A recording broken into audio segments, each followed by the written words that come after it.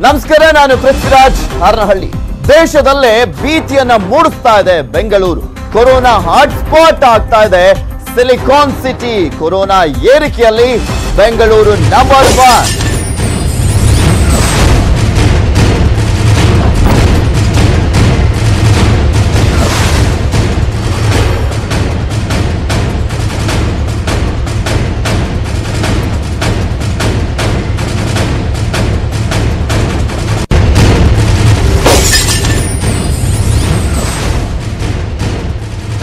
ಗಮನಿಸ್ತಾ ಇದ್ದೀರಾ, ಬೆಂಗಳೂರು ಈಗ ನಂಬರ್ 1 ಆಗಿದೆ. ಅದರಲ್ಲೂ ಕೊರೋನಾ ಸೋಂಕಿನ ಸಂಖ್ಯೆಯಲ್ಲಿ ದಿನದಿಂದ ದಿನಕ್ಕೆ ದಾಖಲೆಯನ್ನ ಮಾಡ್ತಾ ಇರುವಂತ ಹಿನ್ನೆಲೆಯಲ್ಲಿ ಈ ಹಿಂದೆ ರೆಕಾರ್ಡ್ ಅನ್ನ ಮಾಡಿದಂತ ನಗರಗಳನ್ನ ಮೀರಿಸಿದೆ. ಪ್ರತಿನಿತ್ಯ ಶೇಕಡ 12.9ರಷ್ಟು ಸೋಂಕು ಹೆಚ್ಚಳವಾಗಿರುವಂತದ್ದು. ಮುಂಬೈ, ಚೆನ್ನೈ, ದೆಹಲಿಗಿಂತ ಹೆಚ್ಚು ವೇಗವಾಗಿ ಈಗ ಸೋಂಕು ಪತ್ತೆ ಆಗ್ತಾ ಇದೆ.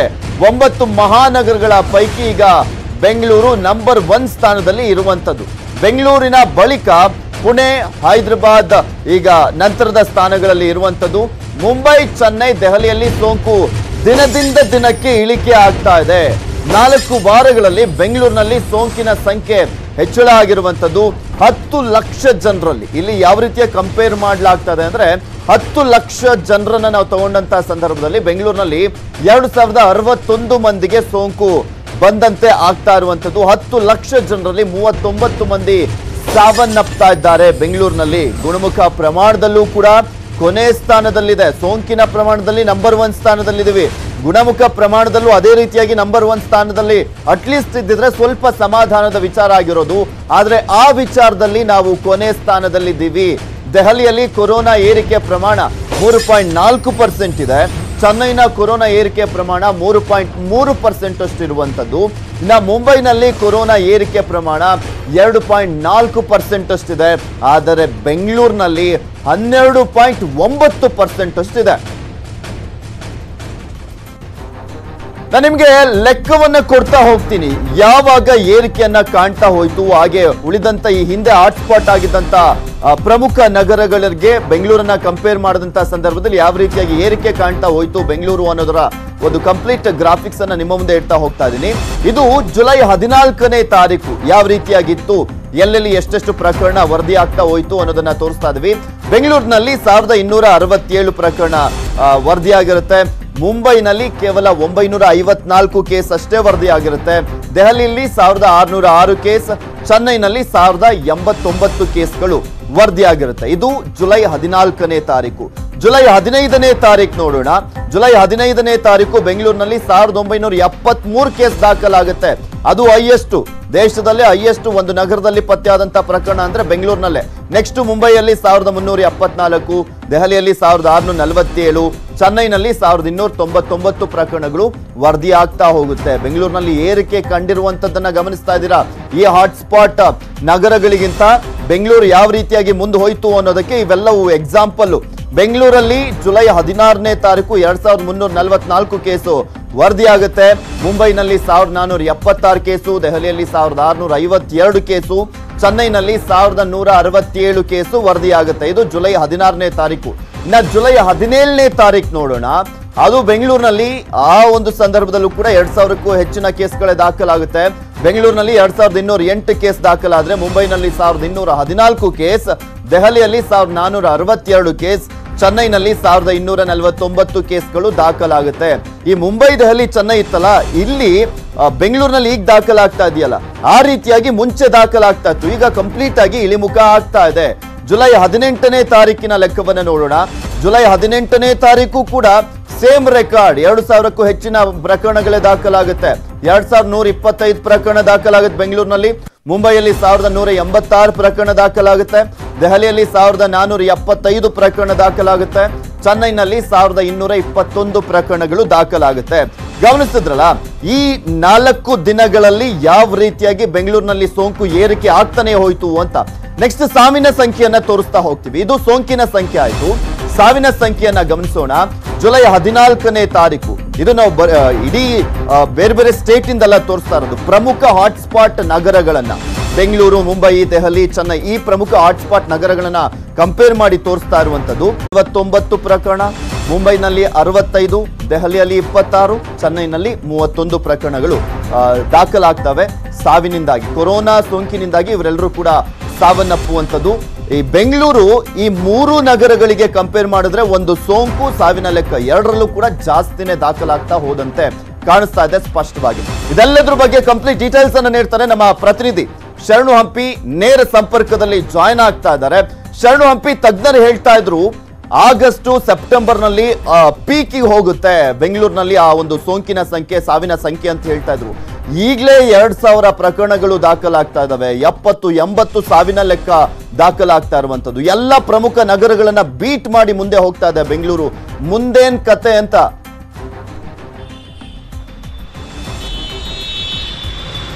ಖಂಡಿತ ಪೃಥ್ವಿರಾಜ್, ಯಾಕಂದ್ರೆ ದೇಶದಲ್ಲಿರುವಂತ 9 ಪ್ರಮುಖ ಹಾಟ್ಸ್ಪಾಟ್ ಮೆಟ್ರೋ ಸಿಟಿಗಳಂದ್ರೆ ಇವೇನು ದೆಹಲಿ, ಮುಂಬೈ ಮತ್ತು ಚೆನ್ನೈ, ಈ 3 ನಗರಗಳೇನಿದೆ ಅಲ್ಲೇ ಮೊದಲು ಅತಿ ಹೆಚ್ಚು ಕರೋನಾ ಕೇಸ್ಗಳು ದಾಖಲಾಗ್ತಾ ಹೋಗ್ತದೆ. ಅದಕ್ಕೆ ಕಂಪೇರ್ ಮಾಡಿದ್ರೆ ಬೆಂಗಳೂರು ಜೂನ್ ತಿಂಗಳಲ್ಲಿ ಬಹಳ ಅಂದ್ರೆ ಬಹಳ ಕಡಿಮೆ ಇತ್ತು. ಈ ಹಿನ್ನೆಲೆಯಲ್ಲಿ ಪ್ರಧಾನಿ ನರೇಂದ್ರ ಮೋದಿಯವರು ಕೂಡ ರಾಜ್ಯದಲ್ಲಿ ಕರೋನಾವನ್ನ ಹತೋಟಿಗೆ ತರ್ತಾ ಇದ್ದಾರೆ. ಅದರಲ್ಲೂ ಕೂಡ ಮೆಟ್ರೋ ಸಿಟಿ ಬೆಂಗಳೂರು ಏನಿದೆ, ಸಿಲಿಕಾನ್ ಸಿಟಿ, ಇಲ್ಲಿ ಬಹಳ ಹತೋಟಿಯಲ್ಲಿದೆ ಅಂತೇಳಿ ಪ್ರಶಂಸೆಯನ್ನು ಕೂಡ ವ್ಯಕ್ತಪಡಿಸಿದ್ರು. ಆದರೆ ಪರಿಸ್ಥಿತಿ ಈಗ ಕಳೆದ 5 ದಿನಗಳಿಂದ ನೋಡ್ತಾ ಹೋದ್ರೆ 2000 ಗಡಿ ದಾಟ್ತಾ ಇದೆ. ಕಳೆದ 5 ದಿನಗಳಲ್ಲಿ 9000ಕ್ಕೂ ಹೆಚ್ಚು ಕರೋನಾ ಕೇಸ್ಗಳು ದಾಖಲಾಗಿರೋದು ಬೆಂಗಳೂರಿನಲ್ಲಿ. ಈ ಹಿನ್ನೆಲೆಯಲ್ಲಿ ಇಡೀ ದೇಶಾದ್ಯಂತ ಪ್ರಮುಖ 9 ನಗರಗಳನ್ನ ಕಂಪೇರ್ ಮಾಡಿ ನೋಡಿದಾಗ ಗಣನೀಯವಾಗಿ ಏರಿಕೆ ಆಗ್ತಿರೋದು ಅದು ಬೆಂಗಳೂರಿನಲ್ಲಿ 12.9, ಅಂದ್ರೆ 9 ನಗರಗಳೇನು ಬರ್ತದೆ, ದೆಹಲಿ, ಮುಂಬೈ ಮತ್ತು ಚೆನ್ನೈ ಸೇರಿದಂತೆ ಹೈದರಾಬಾದ್, ಈ ಎಲ್ಲ ನಗರಗಳನ್ನ ದಾಟಿ ಮೊದಲ ಸ್ಥಾನದಲ್ಲಿರೋದೇ ಬೆಂಗಳೂರು. ಯಾಕಂದ್ರೆ 12.9ರಷ್ಟು ಏರಿಕೆ ಕರೋನಾ ಕೇಸ್ ದಾಖಲಾಗ್ತಿರೋದು ನೋಡ್ತಾ ಇದ್ರೆ ಇದು ಸಾಕಷ್ಟು ಕಳವಳ ಮತ್ತು ಆತಂಕಕಾರಿ ವಿಚಾರ. ಇನ್ನು ಸಾವಿನ ಸಂಖ್ಯೆಯಲ್ಲೂ ಕೂಡ ಬೇರೆ ನಗರಗಳಿಗೆ ಕಂಪೇರ್ ಮಾಡಿದ್ರೆ, ಅಂದ್ರೆ ಜೂನ್ ತಿಂಗಳಲ್ಲಿ ಮುಂಬೈ ಮತ್ತು ಚೆನ್ನೈಯಲ್ಲಿ ಅತಿ ಹೆಚ್ಚು ದಾಖಲಾಗ್ತಿತ್ತು ಕೇಸ್, ಆದರೆ ಈಗ ಬೆಂಗಳೂರಿನಲ್ಲಿ ಅತಿ ಹೆಚ್ಚು ಕೇಸ್ ದಾಖಲಾಗ್ತಾ ಇದೆ. ಕಳೆದ 5 ದಿನಗಳಿಂದ ನೋಡ್ತಾ ಹೋದ್ರೆ 50, 60, 70 ಹೀಗೆ ಅದರ ಸಂಖ್ಯೆ ಹೆಚ್ಚಾಗ್ತಾ ಹೋಗ್ತಾ ಇದೆ. ಇದು ನಿಜವಾಗ್ಲೂ ಕೂಡ ಕನ್ಸರ್ನ್ ಮಾಡಬೇಕಾದಂಥ ವಿಚಾರ. ಯಾಕಂದ್ರೆ ಕರೋನಾ ಸೋಂಕಿತರ ಸಂಖ್ಯೆ ಹೆಚ್ಚಾದ್ರೂ ಅದನ್ನ ನಾವು ಇಳಿಕೆ ಮಾಡ್ಬೋದು ಅಥವಾ ಗುಣಮುಖ ಮಾಡ್ಬೋದು, ಆದರೆ ಸಾವಿನ ಸಂಖ್ಯೆಯನ್ನು ಇಳಿಮುಖ ಮಾಡದೆ ಹೋದ್ರೆ ಬಹಳ ಕಷ್ಟ ಆಗ್ತದೆ. ಏನು ತಜ್ಞರ ಅಭಿಪ್ರಾಯವನ್ನು ವ್ಯಕ್ತಪಡಿಸ್ತಾ ಇದ್ದಾರೆ, ಇನ್ನೆರಡು ತಿಂಗಳಲ್ಲಿ ಅಂದರೆ ಜೂನ್, ಜುಲೈ, ಆಗಸ್ಟ್, ಸೆಪ್ಟೆಂಬರ್ ಅಲ್ಲಿ ಇನ್ನೂ ಪೀಕ್ ಹೋಗ್ತದೆ ಅಂತೇಳಿ. ಸೊ ಇದು ಸಾಕಷ್ಟು ರೀತಿಯಾಗಿ ಕಳವಳ ಹೆಚ್ಚನ್ನ ಮಾಡ್ತಾ ಇದೆ. ಈ ಹಿನ್ನೆಲೆಯಲ್ಲಿ ಬೆಂಗಳೂರಿನಲ್ಲಿ ಅಷ್ಟದಿಕ್ಪಾಲಕರ ರೀತಿ 8 ಸಚಿವರು ಉತ್ಸವಾರಿಯನ್ನು ತೆಗೆದುಕೊಂಡು 8 ವಲಯಗಳಲ್ಲೂ ಕೂಡ ಸಾಕಷ್ಟು ರೀತಿಯಂತ ಪ್ರಯತ್ನಗಳನ್ನು ಮಾಡ್ತಾ ಇದ್ದಾರೆ. ಆದ್ರೆ ಆ ಪ್ರಯತ್ನಗಳಾವು ಕೂಡ ಆಗ್ತಾ ಇಲ್ಲ. ಲಾಕ್ಡೌನ್ ಆಗಿ 5 ದಿನಗಳಾಯಿತು ಕೂಡ. ಇಷ್ಟೆಲ್ಲ ಆದ್ರೂ ಪ್ರತಿದಿನ ಸೋಂಕಿನ ಸಂಖ್ಯೆ ಹೆಚ್ಚಾಗ್ತಾ ಇದೆ, ಸಾವಿನ ಸಂಖ್ಯೆಯಲ್ಲೂ ಕೂಡ ಹೆಚ್ಚಾಗ್ತಾ ಇದೆ. ಗುಣಮುಖರಾಗುವ ಸಂಖ್ಯೆಯಲ್ಲಿ ಬಹಳ ಕೊನೆಯ ಸ್ಥಾನದಲ್ಲಿದ್ದೀವಿ ದೇಶದ 9 ನಗರಗಳಿಗೆ ಕಂಪೇರ್ ಮಾಡ್ತಾ ಹೋದ್ರೆ. ಪೃಥ್ವಿರಾಜ್, ಓಕೆ, ಥ್ಯಾಂಕ್ ಯು ಶರಣು ಹಂಪಿ ನಿಮ್ಮೆಲ್ಲ ಡೀಟೇಲ್ಸ್ಗಾಗಿ. ಇನ್ನು ಬೆಂಗಳೂರಿನಲ್ಲಿ ಸೋಂಕು ಹೆಚ್ಚಳವಾಗ್ತಾ ಇದೆ, ಆಯುಕ್ತರನ್ನ ಎತ್ತಂಗಡಿ ಮಾಡಲಾಗಿದೆ. ಬಿಬಿಎಂಪಿಗೆ ಮತ್ತೆ ವಾಪಸ್ ಆಗಿದ್ದಾರೆ ಮಂಜುನಾಥ್ ಪ್ರಸಾದ್.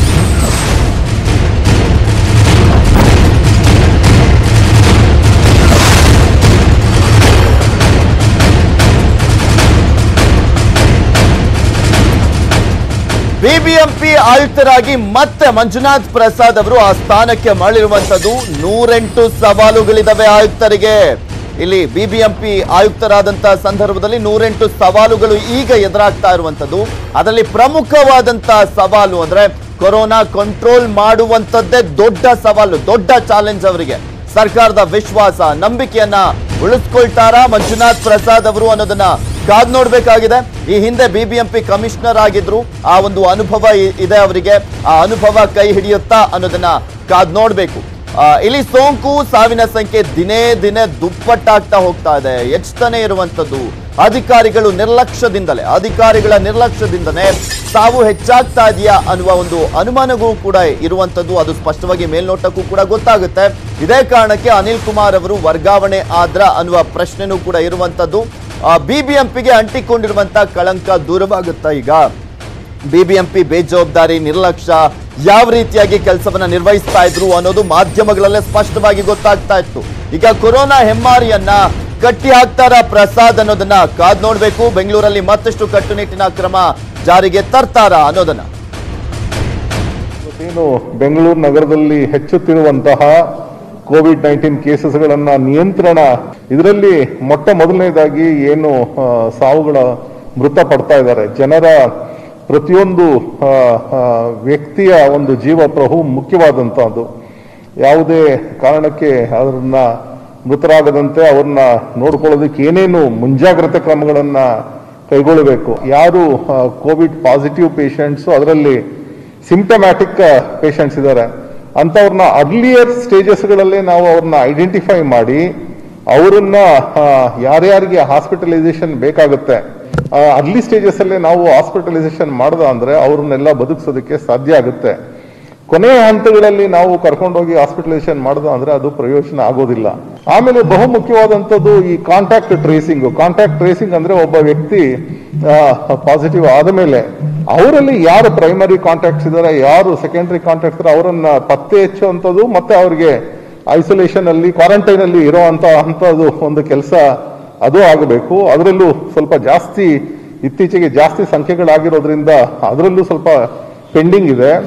ನಮ್ಮ ಮುಂದೆ ಇರುವಂತಹ ಚಾಲೆಂಜಸ್, ಇದನ್ನ ಸರಿಯಾಗಿ ನಿಭಾಯಿಸಬೇಕಂದ್ರೆ ಪ್ರತಿಯೊಬ್ಬರ ಸಹಕಾರ ಬೇಕು.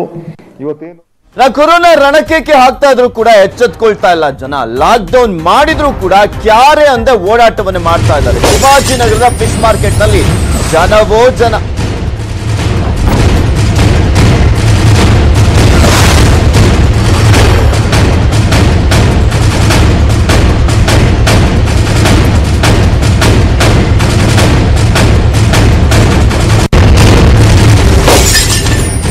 ಬೆಂಗಳೂರಿನಲ್ಲಿ ಆ ಪ್ರಮಾಣದಲ್ಲಿ ಸೋಂಕು, ಸಾವಿನ ಸಂಖ್ಯೆ ಹೆಚ್ಚಳವಾಗ್ತಾ ಇದೆ. ಇನ್ನು ಒಂದ್ ಕಡೆ ಬೆಂಗಳೂರು ನಂಬರ್ 1 ಸ್ಥಾನಕ್ಕೆ ಏರ್ಬಿಟ್ಟಿದೆ ಈ ಸೋಂಕು ಸಾವಿನಿಂದಾಗಿ. ಇಷ್ಟಾದ್ರೂ ಕೂಡ ಎಚ್ಚೆತ್ಕೊಳ್ತಾ ಇಲ್ಲ ನಮ್ ಜನ. ಅಂದ್ರೆ ಇದೆಲ್ಲ ಸೋಂಕು ಸಾವಿನ ಪ್ರಮಾಣ ಹೆಚ್ಚಾಗ್ಲಿಕ್ಕೆ ಜನರ ನಿರ್ಲಕ್ಷ್ಯನೇ ಪ್ರಮುಖ ಕಾರಣ ಅನ್ನೋದಕ್ಕೆ ಇವೆಲ್ಲವೂ ಕೂಡ ಎಕ್ಸಾಂಪಲ್ಗಳು. ನಿಮಗೆ ತೋರಿಸ್ತೀವಿ. ಇಷ್ಟೆಲ್ಲ ಸೋಂಕು ಹೆಚ್ಚಾಗ್ತಾ ಇದೆ, ಸಾವಿನ ಸಂಖ್ಯೆ ಹೆಚ್ಚಾಗ್ತಾ ಇದೆ. ಎಚ್ಚೆತ್ಕೊಳ್ಬೇಕು ಇವರು. ಈ ಟೈಮಲ್ಲಿ ಸೆಲ್ಫ್ ಕ್ವಾರಂಟೈನ್ ಆಗ್ಬೇಕು, ಹೊರಗೆ ಬರುವಂತ ಕೆಲಸವನ್ನ ಮಾಡಬಾರ್ದು. ಸುಮ್ನೆ ಅದಕ್ಕೋಸ್ಕರನೇ ಸರ್ಕಾರ ಲಾಕ್ ಡೌನ್ ಮಾಡಿದೆ. ಆದ್ರೂ ಕೂಡ ಹೊರಗಡೆ ಬರ್ತಾ ಇದ್ದಾರೆ. ಮಾರ್ಕೆಟ್ ನಲ್ಲಿ ಮೀನನ್ನ ಕೊಳ್ಳಿಕ್ಕೆ ಮುಗಿಬಿದ್ದಿದ್ದಾರೆ ಜನ. ಸಾಮಾಜಿಕ ಅಂತರ ಇಲ್ಲ, ಮಾಸ್ಕ್ ಅನ್ನ ಬಳಸದ ವ್ಯಾಪಾರವನ್ನ ಮಾಡ್ಲಾಗ್ತಾ ಇದೆ. ಪಾಪಣ್ಣ ಮಟನ್ ಸ್ಟಾಲ್ ಮುಂದೆಯೂ ಕೂಡ ಜನವೋ ಜನ. ಏನಾಗಿದೆಯಪ್ಪ ನಮ್ಮ ಜನರಿಗೆ, ನಿಮ್ಗೆ ತೋರಿಸ್ತಾ ಇದೀವಿ ದೃಶ್ಯಾವಳಿಗಳಲ್ಲಿ. ಬೆಂಗಳೂರಿನಲ್ಲಿ ಯಾವ ರೀತಿಯಾಗಿ ಜನ ಅಲ್ಲಿ ಕ್ಯೂನಲ್ಲಿ ನಿಂತ್ಕೊಂಡು ಮಟನ್ ಅನ್ನ, ಚಿಕನ್ ಅನ್ನ ತಗೊಳ್ಳೋದಕ್ಕೆ ಅಲ್ಲಿ ನಿಂತಿದ್ದಾರೆ ಅನ್ನೋದು ನಿಮ್ಗೆ ಗೊತ್ತಾಗ್ತಾ ಇದೆ. ಆ ದೃಶ್ಯಾವಳಿಗಳನ್ನ ನೋಡಿದ್ರೇನೆ ಗೊತ್ತಾಗುತ್ತೆ. ಇಲ್ಲಿ ಇವರಿಗೆ ಚೆನ್ನಾಗಿ ತಿನ್ಕೊಂಡು ಮಲ್ಕೊಳ್ಳೋದೇ ಇಂಪಾರ್ಟೆಂಟು ಅಂತ ಕಾಣಿಸುತ್ತೆ. ಈ ಟೈಮಲ್ಲಿ ಎಚ್ಚೆತ್ಕೊಳ್ಬೇಕಾದಂತ ಜನ ನಿರ್ಲಕ್ಷ್ಯ ಮಾಡ್ತಾ ಇದ್ದಾರೆ. ಇದೆಲ್ಲದ್ರ ಬಗ್ಗೆ ಮತ್ತಷ್ಟು ಡೀಟೇಲ್ಸ್ ಅನ್ನ ನೀಡ್ತಾರೆ ನಮ್ಮ ಪ್ರತಿನಿಧಿ ಗಂಗಾಧರ್. ನೇರ ಸಂಪರ್ಕದಲ್ಲಿ ಜಾಯ್ನ್ ಆಗ್ತಾ ಇದ್ದಾರೆ. ಗಂಗಾಧರ್, ಬೆಂಗಳೂರಿನಲ್ಲಿ ಸೋಂಕು ಸಾವಿನ ಸಂಖ್ಯೆ ಹೆಚ್ಚಳ ಆಗ್ತಾ ಇದೆ. ಜನ ಎಚ್ಚೆತ್ಕೊಳ್ಬೇಕು. ಈ ಟೈಮಲ್ಲಿ ಸಾಕಷ್ಟು ಮುಂಜಾಗ್ರತಾ ಕ್ರಮಗಳನ್ನ ಕೈಗೊಳ್ಬೇಕು. ಲಾಕ್ ಡೌನ್ ಅನ್ನ ಮಾಡಲಾಗಿದೆ.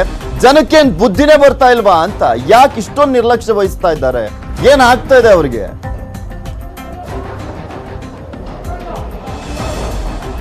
ಎಸ್ ಪೃಥ್ವಿ, ಇವತ್ತು ಲಾಕ್ಡೌನ್ ಪ್ರಾರಂಭವಾಗಿ 5ನೇ ದಿನ ಕಂಟಿನ್ಯೂ ಆಗಿರುವಂತದ್ದು. ಈ ನಿಟ್ಟಿನಲ್ಲಿ ಕೆಲವೊಂದು ಅಗತ್ಯ ವಸ್ತುಗಳಿಗೆ ಸರ್ಕಾರ ಒಂದು ಅನುಮತಿಯನ್ನ ಕೊಟ್ಟಿರುವಂತದ್ದು. ಅದಲ್ಲದೆ ಮಾಂಸಾಹಾರ ಮತ್ತೆ ಮೀನಿಗೇನಿದೆ ಅವರು ಮಾರಾಟ ಮಾಡ್ತಾರೆ, ಅವರು ಬಹಳ ಮುಂಜಾಗ್ರತೆಗಳನ್ನ ಕೈಗೊಳ್ಳಬೇಕು. ಗ್ರಾಹಕರು ಬಂದ ವೇಳೆ ಅವರೆಲ್ಲರೂ ಕೂಡ ಸೋಷಿಯಲ್ ಡಿಸ್ಟೆನ್ಸ್ ಅನ್ನ ಮೇಂಟೈನ್ ಮಾಡೋ ಕೆಲ ಸಿಬ್ಬಂದಿಯನ್ನ ಬಳಕೆ ಮಾಡಬೇಕು ಅಂತ.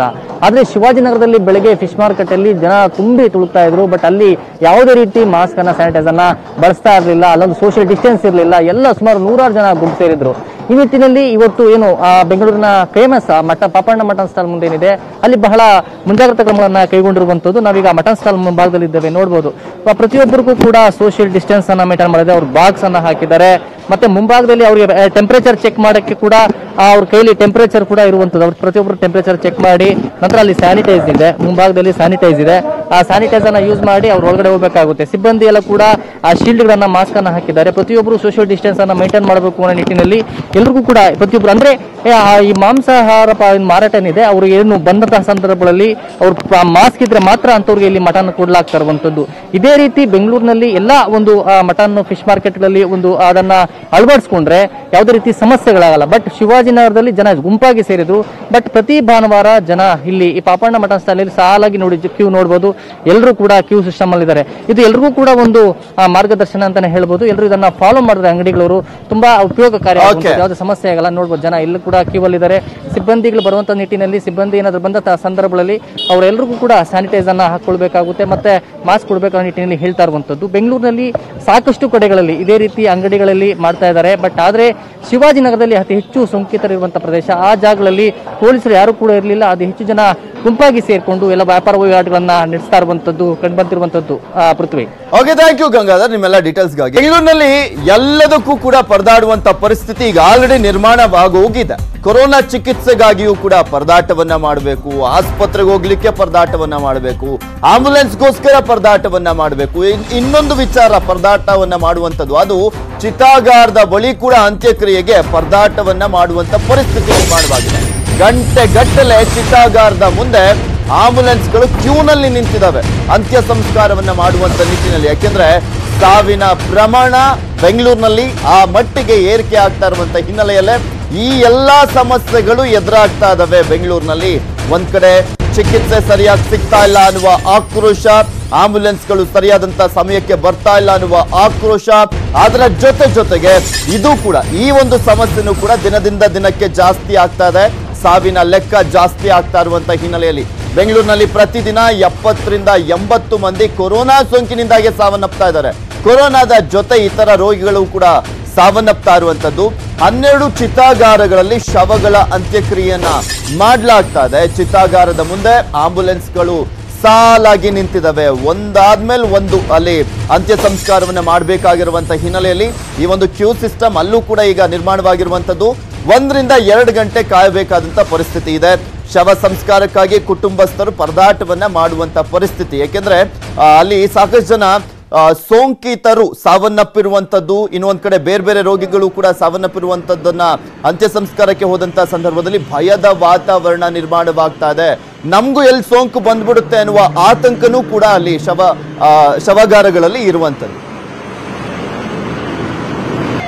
ವಿಲ್ಸನ್ ಗಾರ್ಡನ್ ವಿದ್ಯುತ್ ಚಿತಾಗಾರದ ಬಳಿ ನಮ್ಮ ಪ್ರತಿನಿಧಿ ಮುನಿರಾಜು ಅಲ್ಲಿ ಪ್ರತ್ಯಕ್ಷ ವರದಿಯನ್ನ ಕೊಟ್ಟಿದ್ದಾರೆ. ಯಾವ ರೀತಿಯಾಗಿ ಪರದಾಟದ ಅಂದ್ರೆ ಸ್ಥಿತಿ ಅಲ್ಲಿ ನಿರ್ಮಾಣವಾಗಿದೆ ಅಂತ ನೋಡ್ಕೋಬರೋಣ. ಮೃತದೇಹಗಳ ಅಂತ್ಯ ಸಂಸ್ಕಾರಕ್ಕಾಗಿ ಚಿತಾಗಾರಗಳ ಬಳಿ ಜನ ಸರತಿ ಸಾಲಿನಲ್ಲಿ ನಿಂತಿರುವಂತಹ ಘಟನೆ ಬೆಂಗಳೂರಿನಲ್ಲಿ ಕಂಡು ಬರ್ತಾ ಇದೆ.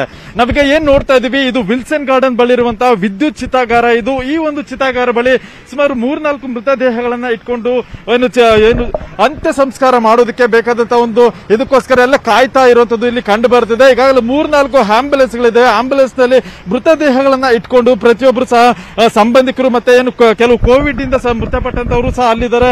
ಅಲ್ಲಿ ಏನೋ ಒಂದು ಆಂಬ್ಯುಲೆನ್ಸ್ ಮತ್ತೆ ಅಲ್ಲಿ ಪಿಪಿ ಕಿಟ್ ಹಾಕೊಂಡಿದ್ದಾರೆ. ಅವರು ಕೋವಿಡ್ ಇಂದ ಮೃತಪಟ್ಟಂತವರು ಆಸ್ಪತ್ರೆಯಿಂದ ಅವರನ್ನು ಸಹ ಇಲ್ಲಿ ಅಂತ್ಯ ಸಂಸ್ಕಾರ ಮಾಡೋದಕ್ಕೆ ಇಲ್ಲಿ ಕರೆ ತಂದಿರುವಂತದ್ದು.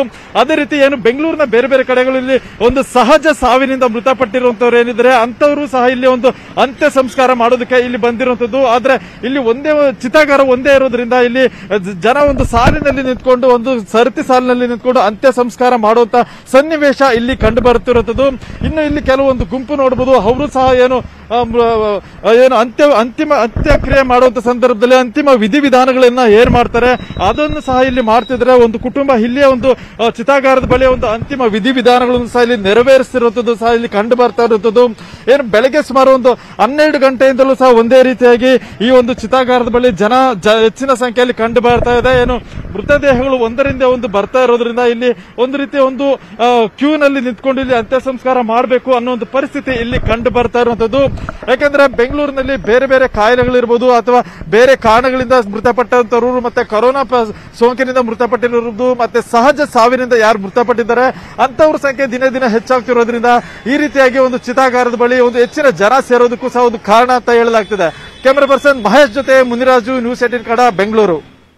ಇದು ವಿಲ್ಸನ್ ಗಾರ್ಡನ್ ಬಳಿ ಇರುವಂತಹ ಶವಾಗಾರದಲ್ಲಿ ಇರುವಂತಹ ಪರಿಸ್ಥಿತಿ. ಆದ್ರೆ ಇನ್ ಬನಶಂಕರಿಯಲ್ಲಿ ಯಾವ ರೀತಿಯಾಗಿದೆ ಅಲ್ಲಿರುವಂತಹ ಚಿತಾಗಾರದಲ್ಲಿ ಅನ್ನೋದ್ರ ಬಗ್ಗೆನೂ ಕೂಡ ಮಾಹಿತಿಯನ್ನು ನೀಡ್ತೀನಿ. ಆದ್ರೆ ಅದಕ್ಕೂ ಮುಂಚೆ ಒಂದು ಸ್ಮಾಲ್ ಆದಂತಹ ಪರಿಸ್ಥಿತಿ ಇದೆ ಚಿತಾಗಾರದಲ್ಲಿ ಅನ್ನೋದನ್ನ ತೋರಿಸ್ತಾ ಇದ್ವಿ. ಈಗ ಬನಶಂಕರಿಗೆ ಹೋಗೋಣ. ಅಲ್ಲಿರುವಂತಹ ವಿದ್ಯುತ್ ಚಿತಾಗಾರದಲ್ಲೂ ಕೂಡ ಅಂತ್ಯಕ್ರಿಯೆಗೆ ಕ್ಯೂ ನಿಲ್ಬೇಕಾಗಿದೆ.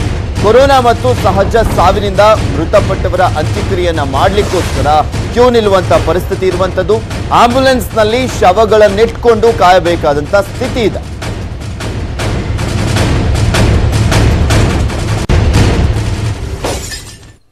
ಬೆಂಗಳೂರಿನ ಚಿತಾಗಾರಗಳಲ್ಲಿ ಇರುವಂತ ಸಮಸ್ಯೆಯನ್ನ ತೋರಿಸ್ತಾ ಇದೀವಿ. ದಿನದಿಂದ ದಿನಕ್ಕೆ ಸಾವಿನ ಸಂಖ್ಯೆ ಏರಿಕೆ ಆಗ್ತಾ ಇರುವಂತ ಹಿನ್ನೆಲೆಯಲ್ಲಿ ಕ್ಯೂನಲ್ಲಿ ನಿಂತ್ಕೊಂಡು ಅಂತ್ಯ ಸಂಸ್ಕಾರವನ್ನ ಮಾಡಬೇಕಾಗಿದೆ. ಸುಮಾರು 3-4 ಗಂಟೆಗಳ ಕಾಲ ಅಲ್ಲಿ ಸಮಯ ಕೂಡ ಕಾಯಬೇಕಾದಂತಹ ಒಂದು ಸಮಯ ಅಲ್ಲಿ ನಿರ್ಮಾಣವಾಗಿರುವಂತದ್ದು. ಇದೆಲ್ಲದ್ರ ಬಗ್ಗೆ ಮತ್ತಷ್ಟು ಡೀಟೇಲ್ಸ್ ಅನ್ನ ನೀಡ್ತಾರೆ ನಮ್ಮ ಪ್ರತಿನಿಧಿ ಮುನಿರಾಜು. ಅಲ್ಲಿ ಪ್ರತ್ಯಕ್ಷ ವರದಿಯನ್ನು ಕೊಟ್ಟಿದ್ದಾರೆ, ನೋಡೋಣ.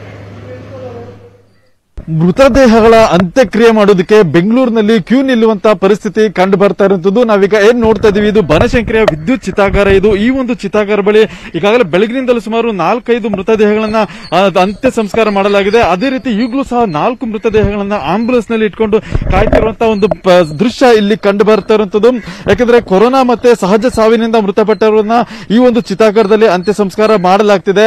ಈಗಾಗಲೇ ಬೆಳಗಿನಿಂದಲೂ ಸಹ ಸಾಕಷ್ಟು ಜನ ಒಂದು ಅಂತ್ಯ ಸಂಸ್ಕಾರವನ್ನ ಮಾಡಿದ್ರು. ಇನ್ನೂ ಸಹ ಸುಮಾರು 4 ಮೃತದೇಹಗಳನ್ನ ಇಲ್ಲಿ ಇಟ್ಕೊಂಡಿದ್ದಾರೆ. ಮತ್ತೆ ಈಗಾಗಲೇ ಅವರ ಕುಟುಂಬಸ್ಥರು ಸಹ ಇಲ್ಲಿ ಬಂದು ಅಂತ್ಯಕ್ರಿಯೆ ಮಾಡೋದಕ್ಕೆ ಕಾದು ಕುಳಿತಿರುವಂತದ್ದು. ಆದ್ರೆ ಗಂಟೆಗಳು ಕಳೆದ್ರು ಸಹ ಇನ್ನು ಅಂತ್ಯಕ್ರಿಯೆ ಮಾಡೋದಕ್ಕೆ ಒಂದು ಅವಕಾಶ ಸಿಗದ ಹಿನ್ನೆಲೆಯಲ್ಲಿ ಸಾಕಷ್ಟು ಜನ ಇಲ್ಲೇ ಕಾಯ್ತಾ ಇದ್ದಾರೆ.